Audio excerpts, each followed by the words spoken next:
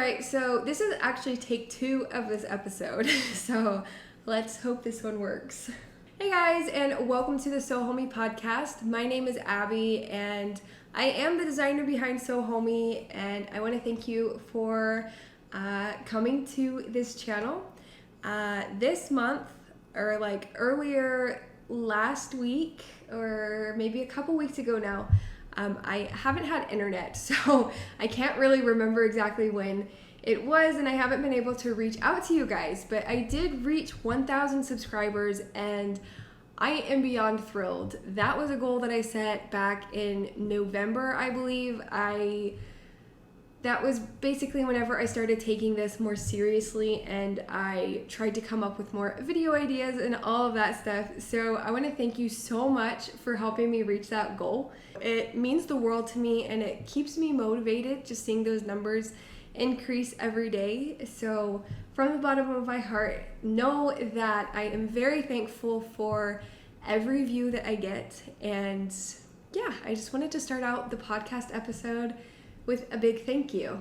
So again, welcome, and my name is Abby. I can't remember if I said that at the beginning or not, but I am the designer behind So Homey, and this is my monthly podcast. I like to release this at the end of the month, so I recap all of the projects that I've been working on, and if I have acquired any tools or yarn, I like to share that here, which this month I have been good, I guess, or busy. I haven't actually acquired anything new, so I don't have anything new to show you, but I did decide to add a little chit chat kind of section at the end. So if you want to watch till the end, you can look forward to that. I'll give you some life updates because there have been several things that have changed within just a matter of days, and also I have a book that I'd like to share with you guys. It's kind of changed the way that I think about things, so I wanted to share it with you on this episode.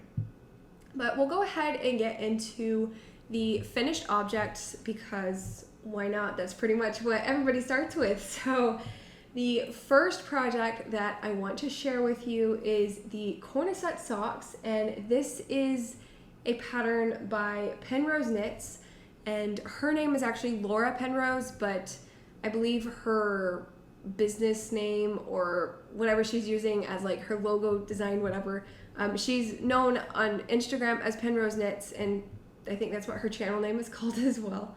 No, her channel is actually called the Knitting Pickle Podcast, and she's seriously a joy. That's how I found her, was through YouTube, and she has a really great podcast. And then I started following her on Instagram because she just has this lovely personality, and she knits a ton, so she's a lot of fun to watch. She always has a lot of projects to share with you. But I started following her on Instagram, and I found that she had a tester call, which I talked a little bit more about in the last episode, if you want to go back and watch that one. But she did have a pattern test call, and I DM'd her, and there was still a slot. I think she was taking a few extras, but she needed somebody for the long version of her socks.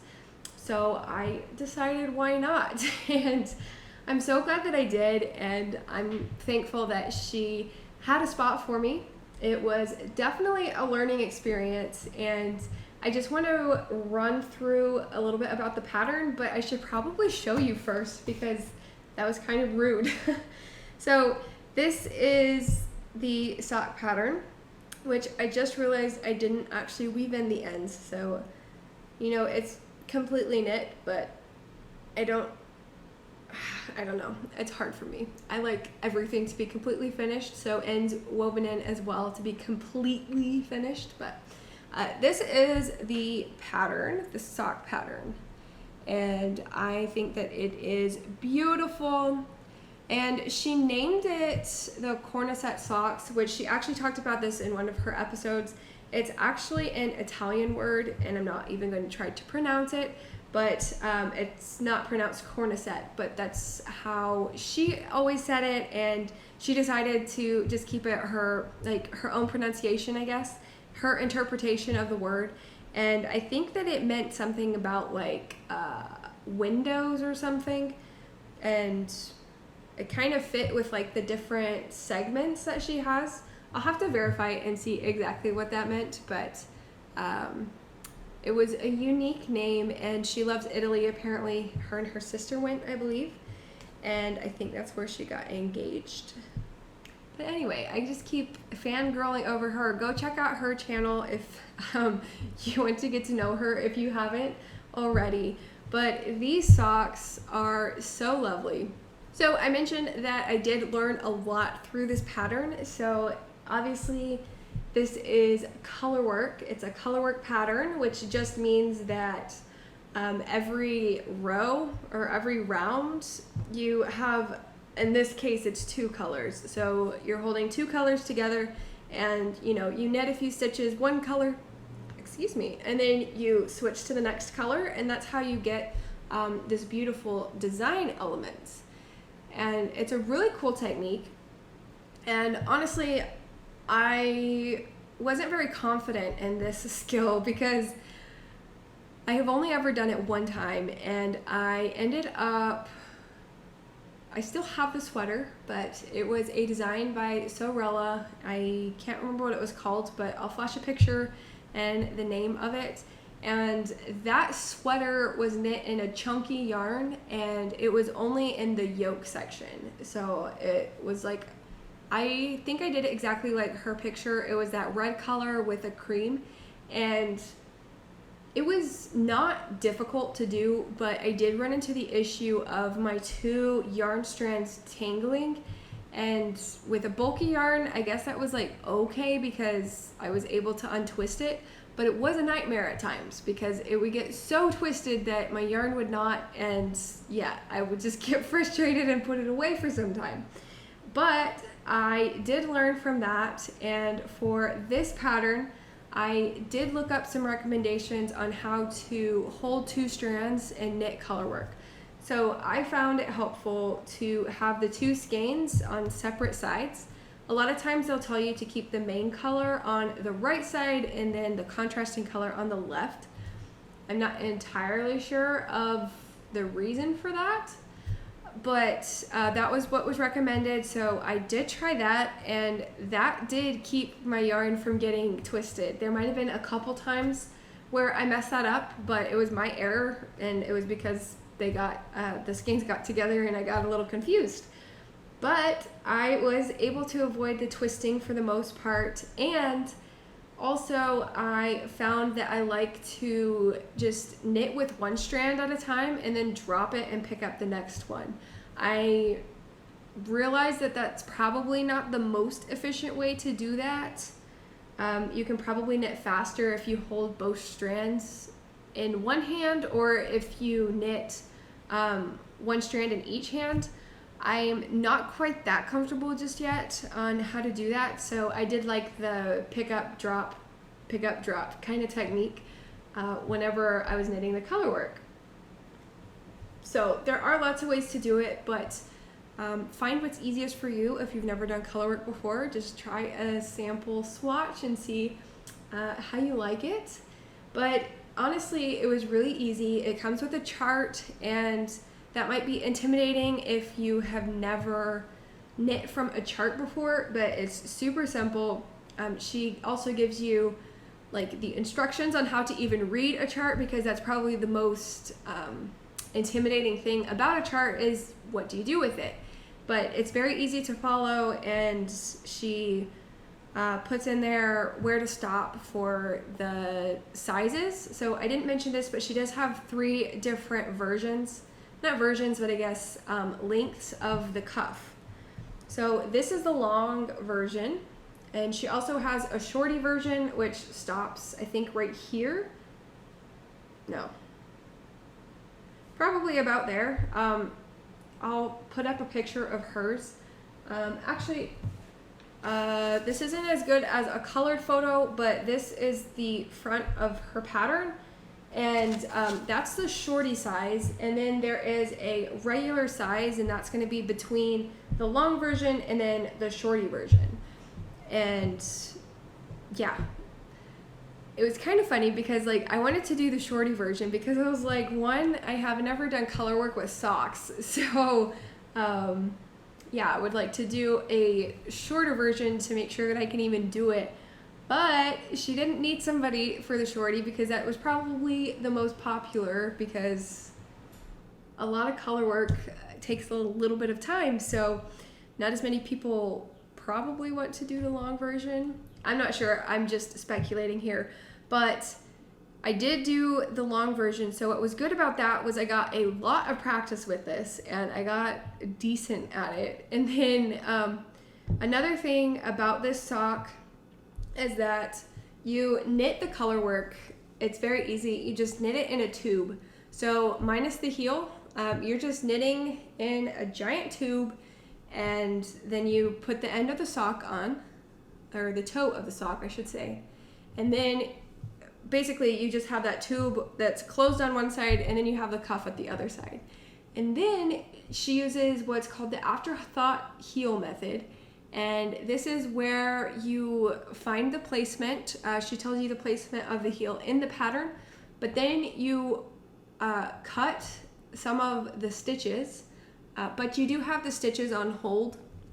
So I'll try to show you on this. So this part is where these rows is where I put the heel for my sock. And so you see this white line going across, that was the row that I cut.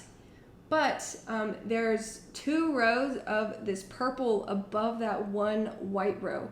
So I took my needles and I went in the, I put stitches on hold from the row above and then the row below. And you put, I think it was about half the stitches of the entire sock. You put those on hold and then you cut that yarn, you kind of pick it out, and then you just knit in the round and make the heel portion. And I've heard that this is really good for like if your socks wear in the heels, that's a very common place for your socks to actually wear. And so if you do get a hole and you can't really mend it, you can always just rip it out and just add a new heel. So I've heard read that that was a pretty good technique to use, I guess, if the heels in your socks tend to wear pretty quickly. But that was a new method to me, and I was kind of scared about it, but she has you covered. She has a video tutorial that she created to help you with that. And she walks you through step by step exactly how to do it. You actually see her cut the yarn and what to do after that. So it's a really nice tutorial, and you will gain access through that if you purchase her pattern. And also she has a tutorial for the Kitchener stitch, which is how you finish off the toe of the sock. And that's not that difficult to figure out, but it is nice to have somebody show you, and she does a lovely job of that. So that is pretty much that pattern, I believe. And again, that was there were 2 first, like those 2 techniques, the color work and the afterthought heel. I'm not going to say terrified, but I was a little bit intimidated by those. And at the end of it, I am glad that I did that, and I'm happy with the results. One thing I will say though is that I have a few mistakes in my sock. So you'll notice here the difference between the top and the bottom of these, and I was not paying attention. Apparently this was the first sock that I knit, and you're supposed to actually have the 2 like this. I guess I didn't see that, and I just went with 1. And so I actually didn't find that out. My brother is the one that pointed that out, because I had a question for him and he was like, I don't know what you mean, but you did do that wrong, or like you did it differently. And I was like, oh man. But this one was complete, and well, minus the heel, and there was no way I was gonna rip that back. I had to give her the or I guess I had a deadline, because she asked for us to give in all of our results and all that stuff. So that one wasn't coming undone, and honestly, nobody would know unless I pointed it out like I just now did. But that was one thing about the sock pattern. And also, so I knew with colorwork that you tend to knit tighter, so it's recommended to go up at least one needle size. So I was in a store in Dallas or like a yarn store in Dallas, and I was looking for 9-inch circulars because I wanted to try that out too, and that was beautiful. I really like the way that those work with the colorwork. I haven't used them for any other socks. I've only been using my DPNs for my other socks, but I really did like the 9-inch circulars. They didn't really cramp my hands like some people say, but it made the color work, just knitting in a tube, so much easier. You just had to keep track of your stitch marker so that you knew the beginning of the round. That was all. And that was very easy. I really enjoyed that. But I said that because I got the one needle size up, and I talked to the lady that was there, and she was like, I don't really knit socks that much, but yeah, one size should be fine. And so I was like, okay. But I do tend to knit socks tighter. I think it's just the smaller needles and the smaller yarn, and I am terrified that it's going to come undone or that I'm going to end up with holes. I don't really know, but I do knit tighter, and I think that I should have gone up another needle size, or which I was testing for a certain size, so it's not like I could change the size, but if I went back to do the pattern, I think that I would do a size up so that it would fit my foot better. That way I don't necessarily have to change my knitting style. I can just use those same needles again, but the sock would be a little bit bigger and fit my foot better. And that, I think, was just like my fault, the way that I knit, and I didn't necessarily try to compensate for that. I don't think there's nothing wrong with the pattern at all, but the one thing, or another thing I guess that I would change if I knit these socks again, are that right here, there's a lot of different color work going on right here. And this part does not stretch very much. But the way that it's placed on my foot, it goes across the top of my foot, like where my foot and my ankle are.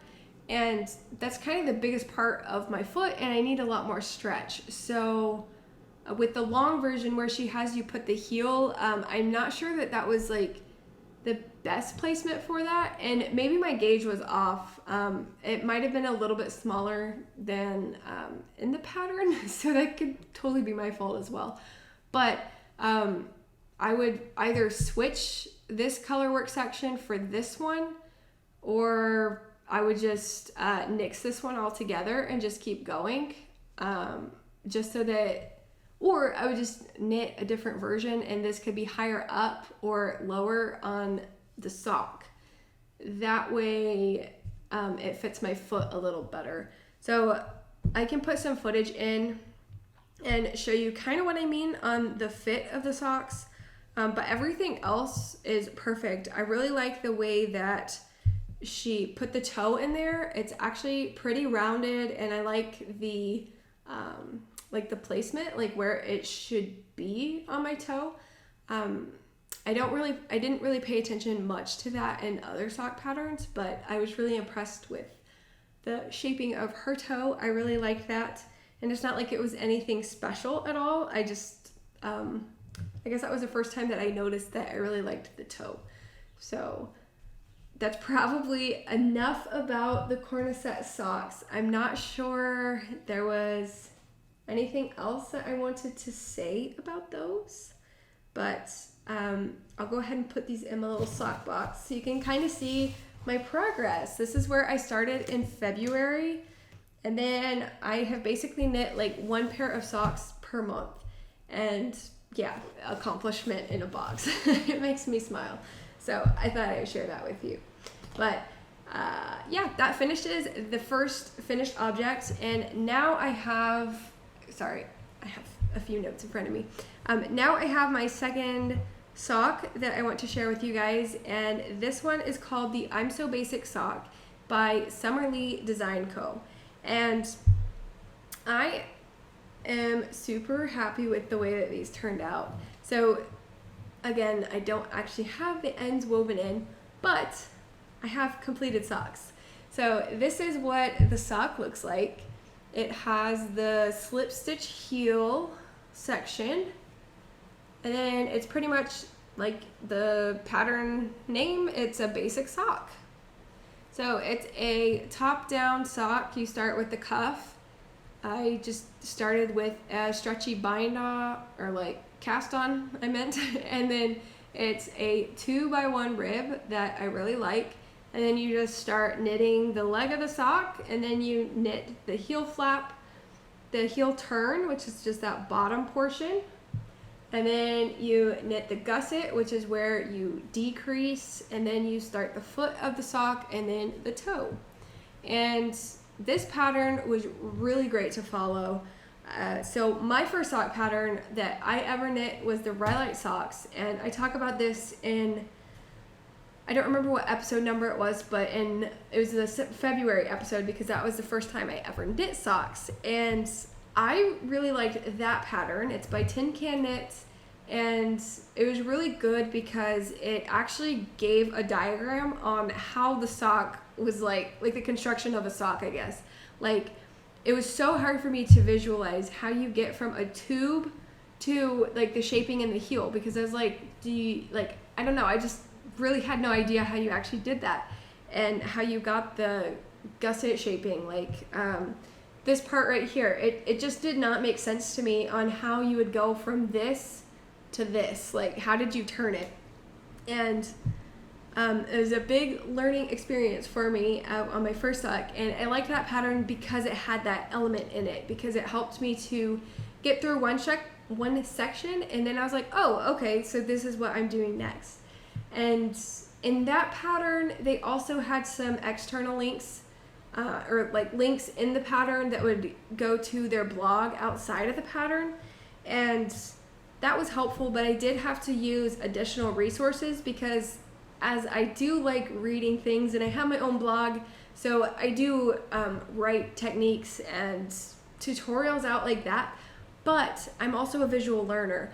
That's why I started this YouTube channel. That's how I got started crocheting and knitting, was through YouTube, just watching videos. And so I did need external resources beyond what was linked in the pattern. So what's great about this pattern by Summer Lee is that she actually has tutorials that you can click on, and she will show you those techniques. And since I've knit several socks, I didn't actually need those links, but as a beginner, if I had chosen this pattern as my first one, I think I would have been set as well, and I would have gotten a sock that looked like this. And yeah, so if you have never knit socks before, then I highly recommend this pattern. She literally goes through everything. I think on the pattern it's called School of Sock, so literally it's like Sock 101. She even, like, the beginning of the pattern literally walks you through what kind of yarn you need to knit socks, and the different fiber content, what to look for. And oh god, that scared me, sorry. There was I guess a dump truck. Sorry, that noise startled me. Okay, so yes, I highly recommend this pattern for a beginner, or if you had an unsuccessful time knitting socks once before, then maybe give it a go again and use this pattern. This one's also free, and it's a great resource, and yeah, I would totally recommend it. She has a lot of other great patterns, and I think most of them you have to pay for, so feel lucky that she gave this away as a free resource. It's very fantastic. Can't speak any more about it. I really did enjoy this pattern, and I'm gonna go ahead and talk about the yarn right here before we get into the whips section, because I didn't actually purchase any yarn, so I'm gonna go ahead and talk about the yarn that I used for these socks. So the main color that I used was this one, and it was actually a yarn that I purchased in Colorado Springs last August. So it's almost been an entire year since I purchased it, and at the time I was kind of dipping my toes into knitting again, because I had done that sweater that I mentioned before. I had worked on that, and then I can't remember if I tried anything else, but I had been watching, I was trying to design my own sweater, which I've showed in previous episode. I'm not sure that it's actually going to work out, but anyway, I was watching the Blue Mouse podcast at that point, and I think she was working on several socks, probably for Christmas or something, so I was feeling very inspired to learn how to knit socks, because the way she talked about them, it sounded like so much fun, and I don't know, it just made me very interested in it. And so I bought this yarn, which I still have quite a bit of it now after these 2 socks. But I found this one at a yarn shop in Colorado Springs, and it's called Sweet Tea Yarns by Molly Klein Design. That's her Etsy shop name. And this was her twist sock base, which is an 80% merino, 20% nylon. And you got 400 yards for 100 grams, and it was the colorway Autumn Woods. And what really drew me to this particular yarn, like honestly, it looked different in a hank, or is that a hank? Whenever it's twisted, I guess that is a hank, yes. So it looked different whenever it was like that versus whenever she rolled it up. So as soon as she rolled it up, I was like, oh man, there's a lot more purple in that than I thought. I thought it was more brown and orange. And yeah, it was a lot more purple than I really thought. And so it ended up being perfect though, because I talked about this one in my last episode because I had just purchased it and I used it for my Cornicette socks actually. And this one is from Daisy Stitch Co. Fibers, and I found this in Dallas. That is their little logo, and excuse the coffee stain on this one. It's been through a lot. This one's also an 80% merino, 20% nylon. It's their Texas Strong fingering, and this one is called Mold Merlot. And again, I talked more about this one in my last episode, but it was perfect because this purple color, let me find it. This purple color right here was almost identical to this one. It just worked out perfectly because there's parts that are lighter that are more like this one. And it ended up flowing so well on this sock that I was just so impressed. And as soon as I saw them together in my stash, I was like, I have another sock idea. Let me go ahead and do socks. So that's how this sock was born, was basically just because I found that both of these yarns would go perfectly together. And I don't know if this is common or not since I'm kind of new to sock knitting, but 100 grams of sock yarn goes so far. And maybe it's because I don't think my feet are that small, but I don't know. Like, I seriously have way more than enough. I could probably get an entire sock, like another pair of socks just like this size out of just that. Like, I'm baffled at how many projects I can use with just one skein of yarn. Like, yeah, it's 400 yards, but I feel like I used a lot. I don't know, but maybe I will make my sister a pair. I don't know. But I'm really happy with these. The colors look really good together, and yeah. Now I just need to weave in the ends, and I will be completely done with these socks.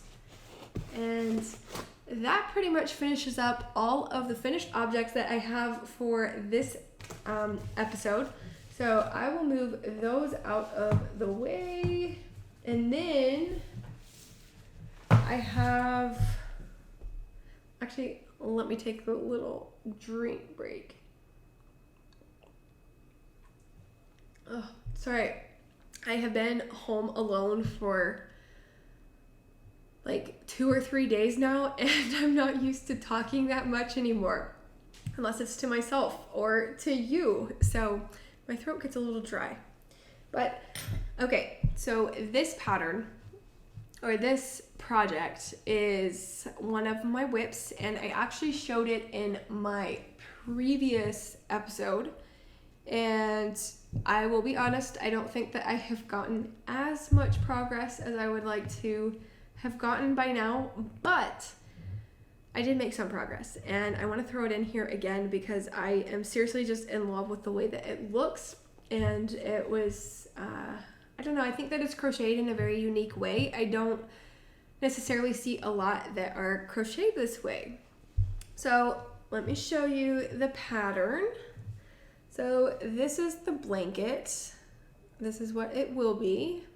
That's the front side, and I really love this stitch. So you get this knit-like ribbing, and it is crocheted. I don't know if I said that or not, but this is crocheted, but it does look knit from the front side. And you get this by half double crocheting in the third loop. And if you're interested, I have a tutorial on this stitch, and I used it in a couple of my hat patterns as well. And I really like it. I love the knit look that it brings. I just like when you can cross the two. It's kind of cool that way. But this one is different because the traditional half double crochet in the third loop, you do half double crochet in the third loop like every single row. So you're going back and forth, back and forth, back and forth. And you actually get a different look. So it actually gives you more of a knit to purl one look, if you're familiar with that. Let me show you. So this one was actually like knit to purl. Yeah, this was like a knit to purl one. So like imagine this kind of, you can imitate this look with crochet if you use the traditional half double crochet in the third loop, and it's also known as the camel stitch. But this one is different because you only go from right to left. You start on one row, and then you come back and you start from the right side and go over to the left again. And I'm right-handed, so that's how I crochet. So what you're left with, let me go ahead and show you the back side. It has a cool little texture to it. It almost reminds me of snails or turtles, but yeah, so I really like that you get the two, like the double texture going on. There's really no right side or wrong side. I think that it is reversible. But the technique that I'm describing is basically, I would actually have it facing me this way. So I just pulled out a stitch. So you leave a yarn tail, and this will be for fringe. That's why there are so many of these. But basically, you start out by measuring a length of yarn, and then you just start half double crocheting in the third loop along the top of the row. And then whenever you reach the end, you tie it off, and then you cut a piece of yarn that measures the same exact length on both sides. And then you start over, you come back over to this side, and then you repeat the process. And you get this cool texture where it just looks knit, ribbed, like the whole way. And yeah, it's a really cool technique. And then I'm gonna go back in, and I've been playing with it because unfortunately with this type of stitch, it does actually get a little crooked because you're kind of pulling on both ends. And here's one. I was playing with the fringe, trying to figure out like how I wanted to do that. So this is kind of what you can expect on the ends of the blanket. And I did use this exact same type of fringe in my Arctic throw blanket, which is a very beginner-friendly knit blanket pattern. And that one uses the seed stitch, and then it has the fringe on the sides. So you can check that one out to see, kind of compare the fringe. But that one was I used a bulky yarn, so the fringe is a lot chunkier than this. So I'm hoping that this will look good. Otherwise, I might have to add a little bit more yarn strands to fluff it up just a little bit more. But I'm not entirely there just yet. But this is a blanket that I am working on, obviously, but I don't have a name for it just yet. So if you have any ideas, please leave that in the comment section. I would love to hear your thoughts on this blanket and what you think it should be called. Maybe I might choose one of those. But that finishes up that's literally like my only whip right now. I was gonna start another sock actually because I just finished the I'm So Basic sock like 2 days ago. I finished that one and I was gonna start a new one today, but then I decided I would use my time a little differently today. So I haven't actually started a new one, so I can't show you that just yet. But I am excited for next episode because I should have a finished object, or at least a whip maybe by that point. My aunt just reached out to me, or one of them, and she asked me to make her a teddy bear. I don't know, I haven't really talked to her. I'm going to talk to her in a couple days, but I've been looking, and I made this elephant lovey for my cousin because she just had her firstborn son last year, and she loves elephants. So I made this cute little elephant lovey, and I think I have a free version of it on my blog. I never actually wrote it into an official pattern, but I do think that it's featured on the blog. So I'll find the link for you and put it in the description box below if you're interested. But I made that for her, and my aunt was like, oh, can you make me something like that? And I was like, that would be cute, you know, like I totally can. It's for her boss. She's having a baby girl. I'm not entirely sure when she's due, but she wants it done in September so she can give it to her at the baby shower. So I've been looking at a lot of cute little teddy bear designs, and it's amazing what you can do with yarn and a crochet hook. There are some fuzzy teddy bears that legit look like some that you could just like buy right off of the shelf store that, I don't know, it's just really cool. And so I'm not sure if she wants the full stuffed animal, or if she wants more of like the lovey style where it's kind of just like a bear head with the little blanket. I'm not entirely sure what she has envisioned, but hopefully we can get together and figure that one out. So yeah, I'm sorry, I don't have anything to show for that. It's just an idea that popped in my head that I thought I would share with you guys, but hopefully I'll have some progress on that one in the next episode. But I'm really excited, and maybe I'll make her both, a version of both. I'm not sure just yet. But I already mentioned that, yeah, I don't have any acquisitions, so I can't really share with you pretty yarns. But we can start with like a little chit chat. Maybe I'll crochet on my blanket while we talk just a little bit. So if you want to grab your project, or you probably already have it with you, at least that's how I watch Knitting and Crochet podcasts. I always have a project with me. So it's funny whenever they request, or not request, but they're like, hey, yeah, you can get your project out and work on it with me. I'm like, yeah, I've been working on it this whole time. But anyway, so I guess I just have a lot of life updates, and I already mentioned that I'm here alone because my boyfriend is at a chess tournament, and he's kind of far away from me, and he should be done by now. I haven't really heard back from him just yet, but hoping the results are good. So I guess I'm saying that because I've been home alone, so I'm a little chattier than normal. So if you'd like to stick around, I'd love for us to chat. Now, I have a couple life updates. So I moved. If you have seen any of my other podcast episodes, or really any of my YouTube videos, you'll know that I basically stuck to one part of my apartment in the old place, and it really was not the best design. I didn't really even try to decorate it there. I don't know. I wasn't at the front, or like the forefront of my brain. I'm not entirely sure. But we did move. So I'm sorry, I'm rabbit trailing here.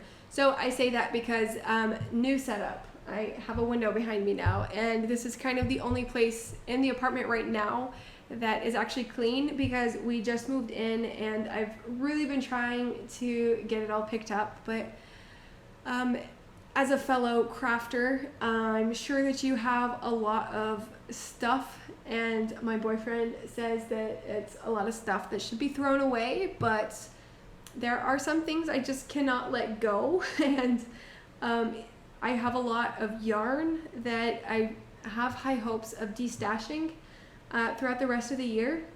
I'm going to try to find plans for all of that and share it with you guys here. So hopefully I'll be able to do that. And but yeah, the rest of it it's getting put together. Like, the apartment is getting put together, but it's kind of slow because it's whenever I have time and whenever I really feel like working on it, because I've gotten to a point where there are things that I need to go through, but there are things that I don't want to go through, so it might just stay there until I have to make a decision about it, I guess. But yeah, so new place. I'm very happy. I'm actually planning on decorating this one, so hopefully I have a little bit more inviting and more exciting little cubby for myself so that I can have a nice little spot to film these. And also, I just got a new job, so that changed within like the past few days, like just at the beginning of this week.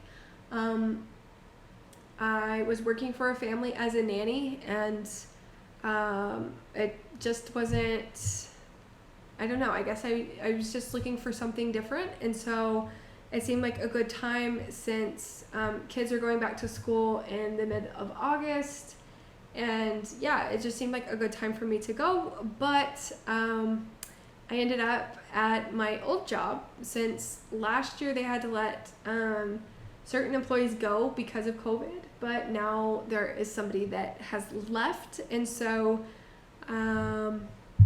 they had an opening for me, or it just happened by chance, really. I was talking to the guy, they needed help, and so I went up there, and yeah, it just, one thing led to another, and now they're hiring me back there, and I'm excited for it because I do enjoy that job. I enjoy that person that I used to work with, and so I think that it will be a good fit. And yeah, I'm a little bit not a little bit. So I guess I'm excited to start that, but at the same time, that also means more hours. So hopefully I'll still have time to do all of this. But yeah, I guess that's pretty much my life updates. And then there was one more thing that I wanted to add, and I apologize, I just probably am rambling, but I don't know, there's this book that I read, and I just really want to share it with you because I think that that's a book that a lot of people should read. And yeah, anyway, it's called Mindset. I'm not sure if you have heard of it or if you've read it before, but it's by Carol S. Dweck, and I just like this book. Honestly, it took me several months to actually finish, but that was because I let it sit for a couple months. Like, I just didn't even pick it up. I wasn't really in a place where I was in the mood to be reading at all, much less about the psychology of success. And yeah, needless to say, my mindset was in a different place at that point in time. And so it took me a while to finish this, but honestly, it's not like a hard read or anything. It's actually, you could finish it pretty quickly, actually. My boyfriend did. He actually read it before me, and he was like, yeah, you need to read it. And so I did read it, and it's very applicable to like everybody. She basically goes through two different mindsets. There's the fixed mindset and there's the growth mindset. The fixed mindset kind of thinks that, you know, everything is fixed. Like, you were born with your personality and you can't change that, or you were born with certain abilities, so you're better at certain things, but you can't necessarily get better at other things if you weren't born with it. And that's kind of my takeaway from that one. But the growth mindset, it is basically like, yes, you were born with things, but you can change that. So the growth mindset pretty much believes that anything can be learned. Whether you were born with it or not, you can learn it. And it's also more about appreciating the process. And, you know, you learn from failure. Failure is not a bad thing. You don't have to take that personally, because in the book, she says that fixed mindset people tend to take things personally, like it affects them, it speaks volumes about them, like that they failed or something. But the growth mindset actually, says, yes, I failed, but that doesn't mean I'm a failure. That means that I failed at this one thing. So how can I improve that? Why did I fail? And what can I do to not do that again? I guess everybody has both mindsets. She even says that in the book as well. Everybody does have the fixed and the growth mindset, but I think that you can change that.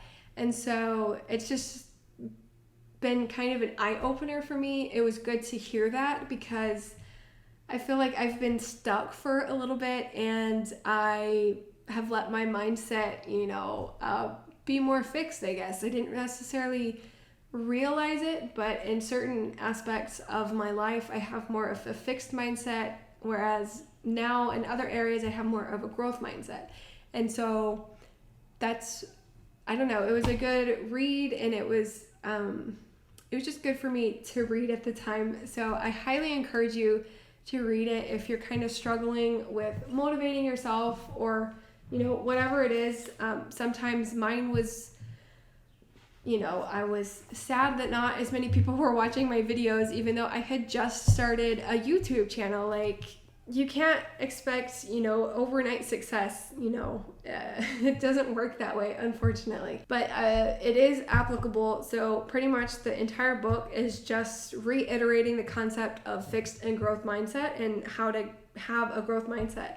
And so she has it broken into 4 different sections. So it's like parenting, business, school, and relationships. And within those different sections, she has different scenarios, and they actually come from research.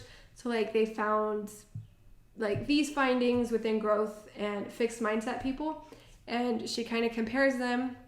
And yeah, it was a good read. If you're kind of into self-help kind of things, I think that is a great book that you should add to your bookshelf or check out from the library, whatever. But it has really helped me. I used to be more fixed-minded whenever it came to crochet, actually, and knitting, because with crochet, I was like, I could never write a pattern. I can only follow them, which was weird because I had no fear whenever I started crocheting. I found ear warmers on a YouTube channel that I really loved, and so I bought yarn and I made those. Well, I never thought that I could actually design something like that, but I was willing to try fingerless gloves. I was willing to try all these different projects, but I never believed that I could actually write a pattern. And even my aunt, who had been crocheting or she's my great aunt, she'd been crocheting probably since she was younger than I was at the time. She was like, whoa, that was like your first project? Like, normally people start with something simple like pot holders, but not like ear warmers where there was like increasing, or there was decreasing, I think, for the part under the head. And she was super impressed. So it's funny that I was like more growth minded with that. I could grow my skills. I wasn't I wasn't born with those skills necessarily, but I was able to see that I was good at it and that I really liked it. And so I was able to grow within that aspect. But then I started to believe, well, maybe I could design my own pattern. I already like to, go rogue and make my own hats. So I really just started dabbling in the design process. And now I think that I'm more growth minded towards that. I fail a lot, but, that's part of the process. And I know that now. Also with knitting, I never dreamed that I would be knitting socks. Seriously. At first, I tried knitting, and it was so difficult. I picked up knitting needles, and I got the straight ones, and I had bought this yarn. I thought I was going to make a scarf with it, and that scarf never got made, and I still have all of that yarn, and I'm not entirely sure what to do with it, but I bought it specifically to try knitting, and I tried, and it was so hard. I was used to one crochet hook and holding the yarn in my left hand. I was not used to holding 2 needles, plus having to figure out how to use the yarn. because at the time, this was like over 10 years ago, there was not as much on YouTube as there is now. And there were tutorials, but most of it was for English style knitting. So you hold the yarn in your right hand and you throw it over the needle. That was not a good choice for me. I'm used to crochet and holding the yarn in my left hand. Once I found out, like several years later, probably like 8 years later or so, whenever I knit the sweater, I found out that there's actually such a thing as continental knitting, and I can hold the yarn in my left hand, and that just makes it so much smoother for me. And yeah, I guess I have more of a growth mindset whenever it comes to that now, not as fixed. And so I don't know, maybe just sharing that with you will help you today. I'm not really sure. I hope that it does. If it did, feel free to leave a comment, or you can DM me personally on Instagram if you don't want to share exact details, but feel free to do so. I really do hope that maybe that speaks to somebody today. But I think that that's pretty much all I have to say. I apologize there wasn't as much knitting or crochet content as I typically like to include in these episodes, but I again hope that that helps somebody, or that somebody picks up that book and it helps them. And again, I can't thank you enough. Thank you for watching, and I hope that you become a subscriber, and I guess I will see you guys in the next episode. But until then, bye.